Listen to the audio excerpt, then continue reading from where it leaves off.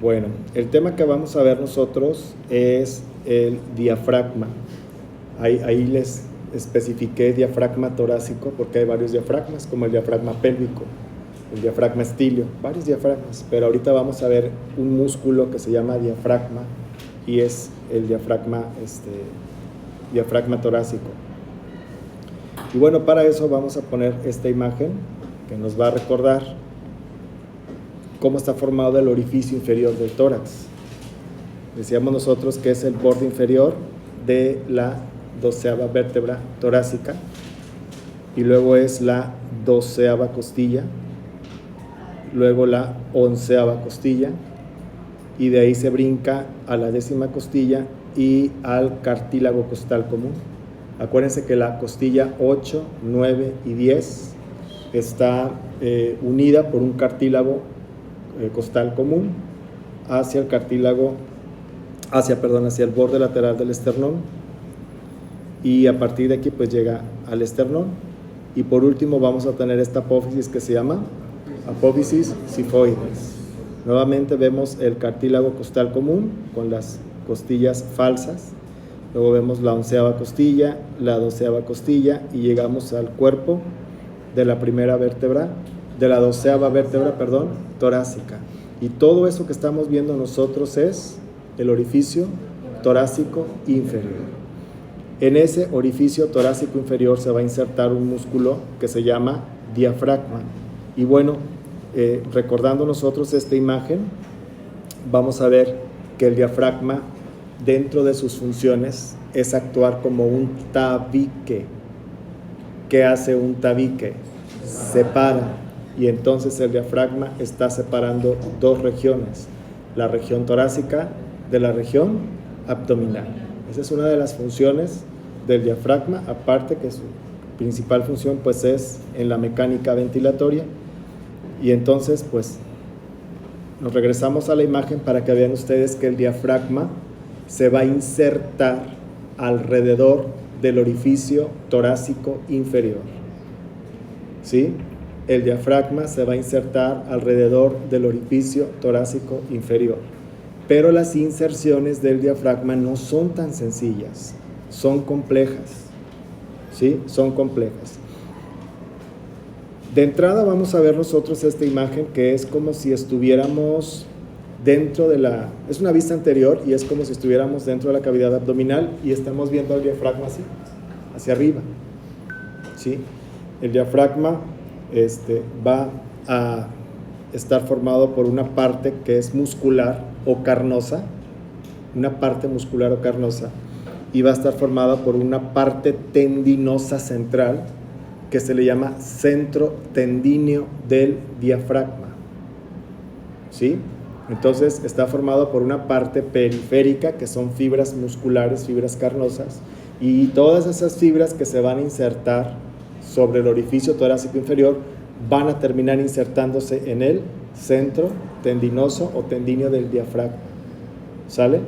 Entonces, las inserciones son un poquito complejas y vamos a comenzar con ellas.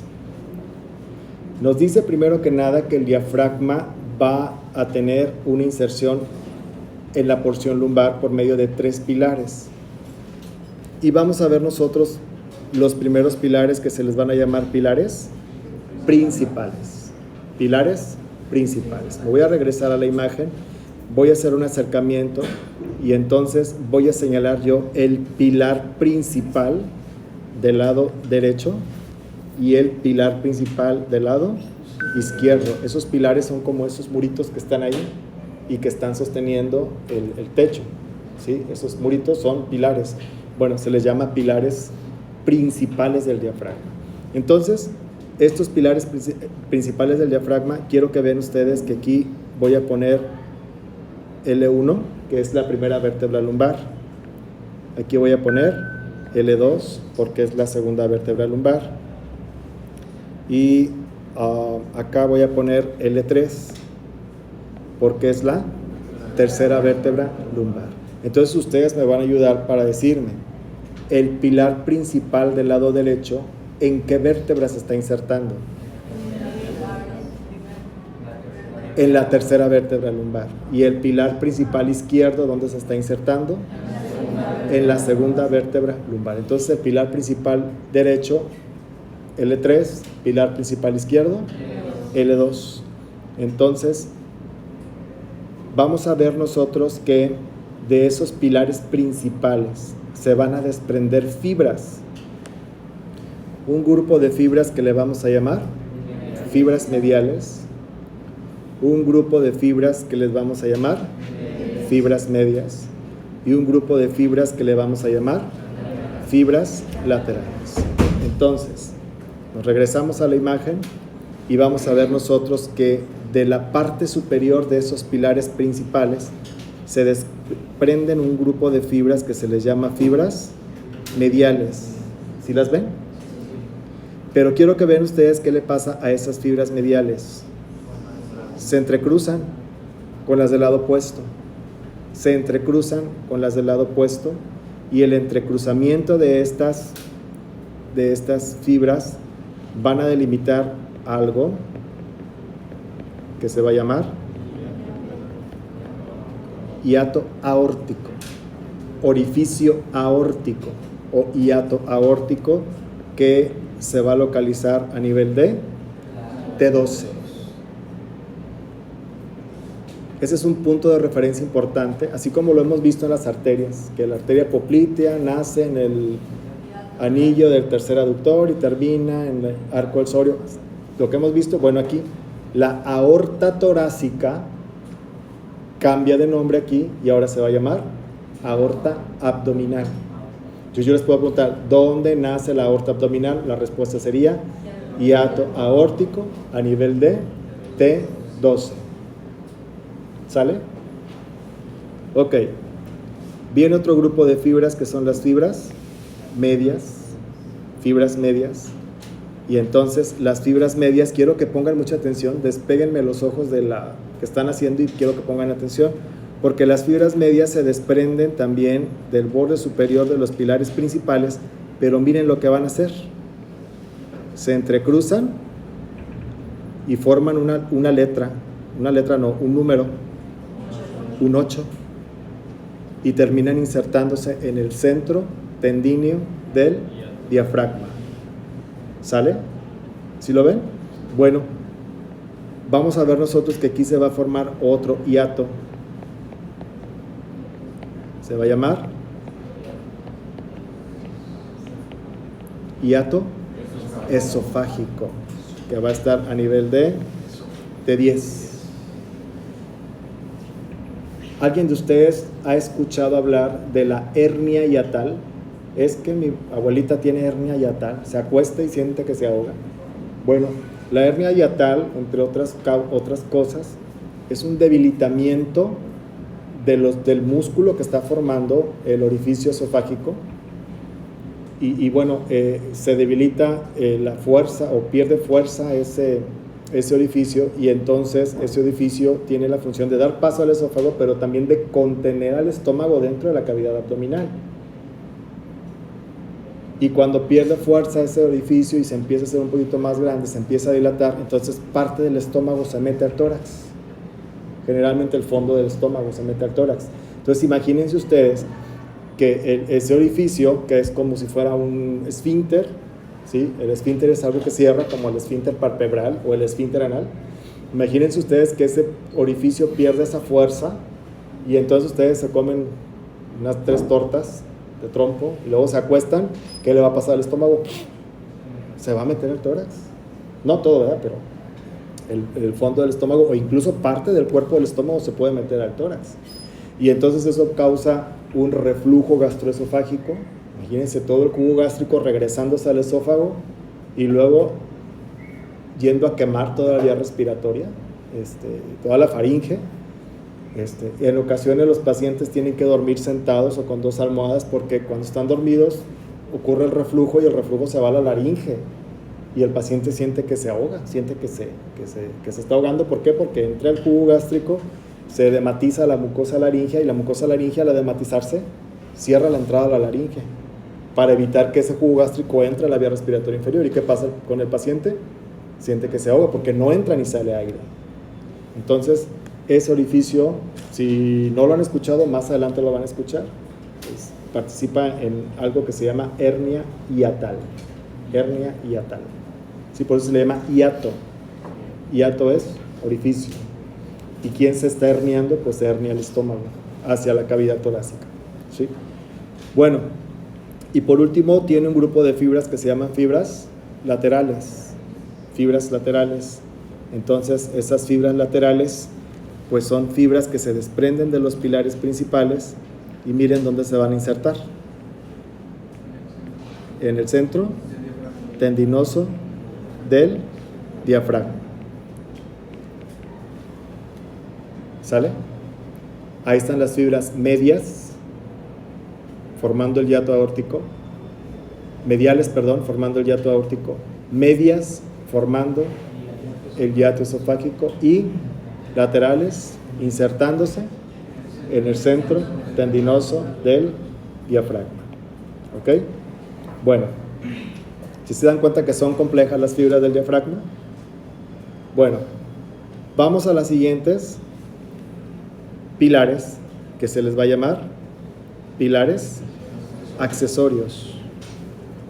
Se les va a llamar pilares accesorios. ¿Sí? Ese pilar accesorio, quiero que lo vean aquí. Voy a ampliar la imagen. El pilar accesorio lo vamos a pintar de color azul. Quiero que vean que el pilar accesorio, que es este, se inserta en el cuerpo de la primera vértebra lumbar. En el cuerpo de la primera vértebra lumbar.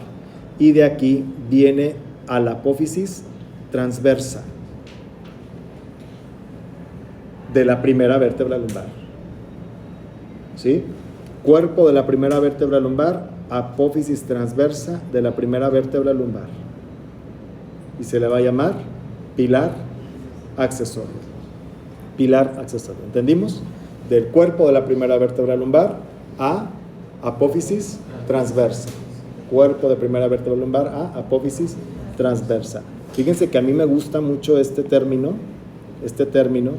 porque ese pilar accesorio va a formar, o se va a llamar también, ligamento arcuato o arqueado. ¿Por qué se le llama arcuato o arqueado? ¿Qué forma tiene?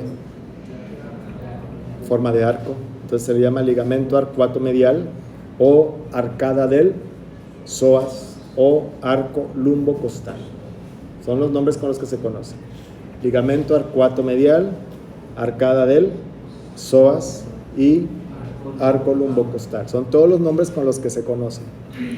Pero bueno, si nos vamos nosotros a esta imagen, ¿se acuerdan del músculo psoas? El músculo psoas es este de aquí. No se ve rojito porque está envuelto de fascia, por eso no se ve. Pero miren, vamos a pintar el ligamento arqueado medial o arcada del psoas, es este de aquí. Y precisamente por ese ligamento está pasando el músculo psoas. Y ahí se inserta su fascia. ¿Sale? Bueno, ¿qué va a pasar? ¿Qué va a pasar con las fibras que se van a originar del ligamento arqueado, del ligamento arcuato medial o pilar accesorio? Todas esas fibras carnosas, ¿dónde van a terminar? Vienen y terminan en el centro tendinoso del diafragma. ¿Sale? Y por último viene algo que se llama tercer pilar, y vean cómo le llama: ligamento arcuato lateral o arcada del cuadrado lumbar. El cuadrado lumbar es un músculo.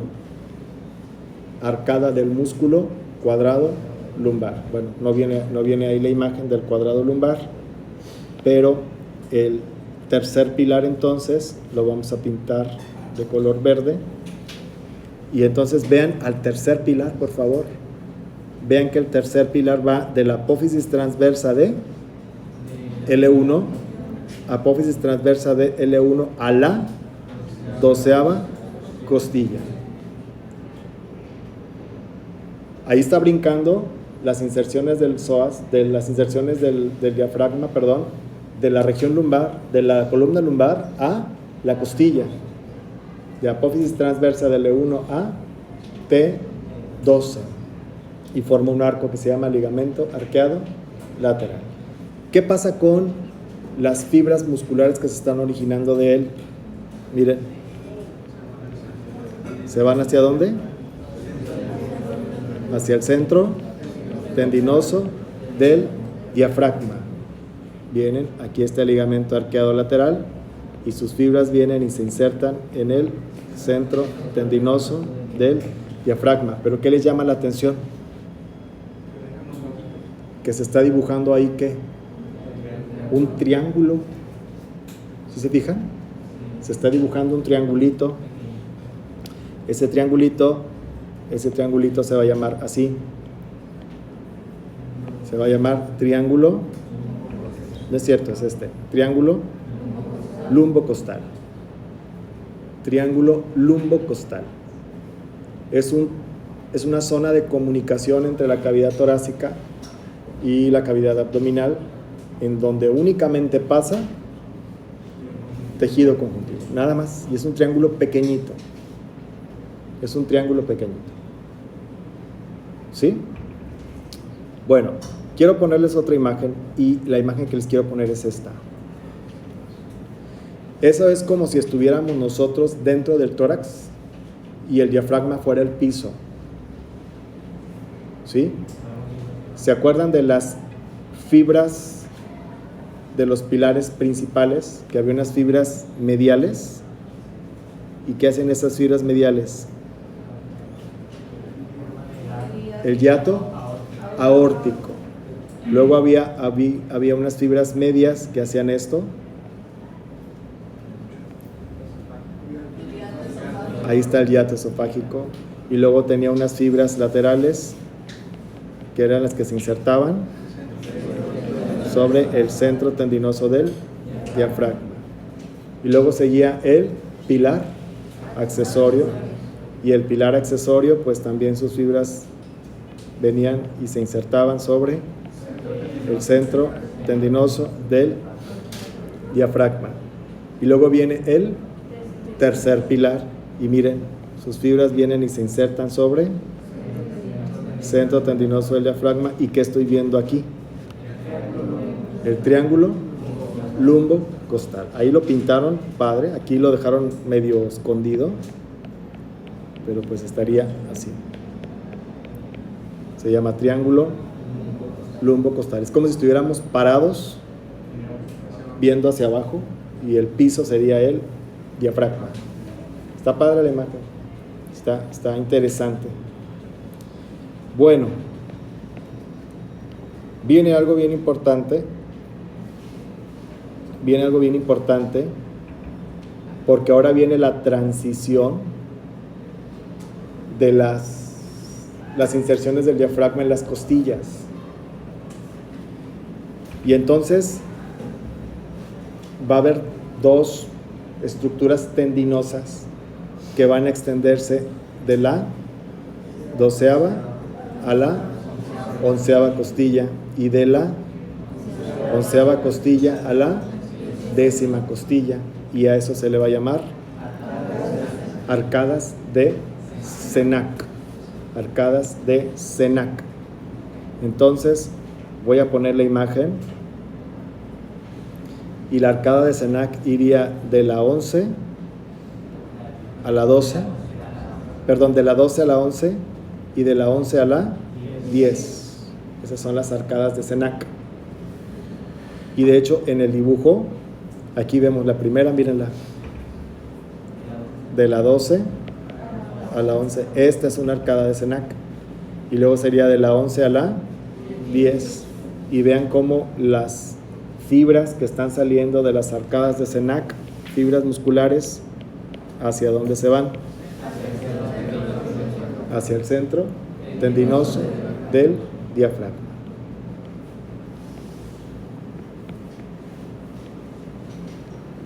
Dice que una vez que salen las fibras de las arcadas de Sénac, El diafragma se va a insertar en la cara medial de las 6 últimas costillas y sus cartílagos.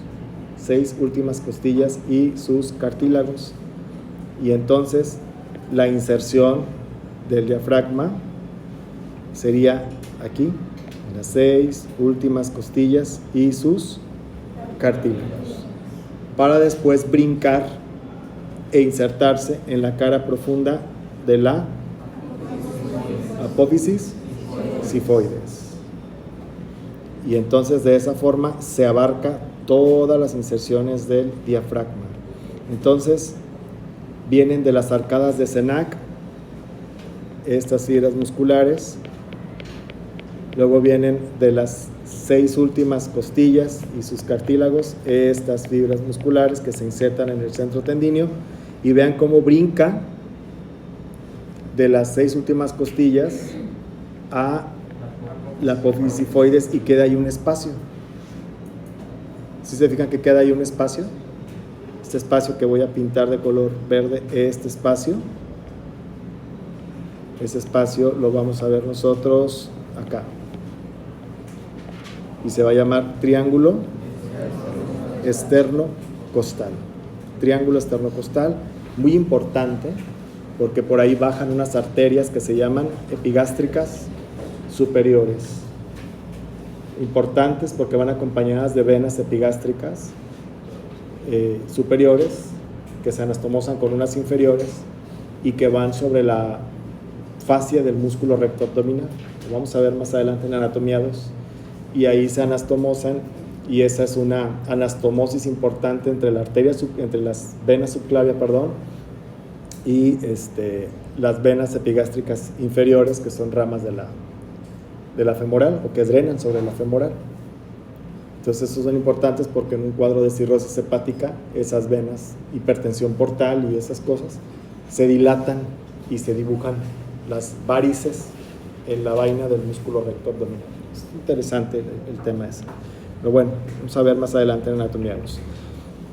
Viendo nosotros, ya vamos a terminar con esto, viendo nosotros el diafragma, nos vamos a dar cuenta que está formado, o que está configurado en forma de un trébol de 3 hojas. A eso se les va a llamar foliolos, y entonces va a tener un foliolo anterior, va a tener un foliolo derecho y va a tener un foliolo izquierdo. Son 3 foliolos que van a formar ese centro tendinoso del diafragma. ¿Sí? Son esos 3 foliolos, y vamos a tener nosotros una serie de fibras que se les llama bandeletas semilunares, que son fibras tendinosas que van así, del foliolo derecho al foliolo anterior, y las otras no las vemos porque están por debajo, pero serían estas que van del foliolo derecho al foliolo izquierdo. Y entonces ahí vemos un tercer hiato en un tendón que se le va a llamar hiato de la vena cava inferior. ¿Sí? Hiato de la vena cava inferior, que está a nivel de T8. Y entonces vamos a ver estos hiatos principales aquí. Grábenselos, por favor. Hiato de la vena cava inferior, T8. Hiato esofágico, T10. Hiato aórtico, T12. Esos son los hiatos principales del diafragma. Hay otros hiatos accesorios, son hiatos que son de elementos del sistema nervioso, como por ejemplo los troncos simpáticos, nervios esplácnicos. Esos los vamos a ver hasta el siguiente semestre. Esas venas ácigos, venemiácigos, y los 2 triangulitos que vimos, el lumbocostal y el esternocostal. Entonces, esos solo son hiatos accesorios. Me interesa mucho que tengan bien presente los hiatos principales del diafragma: T8, T10 y T12. T8, T10 y T12.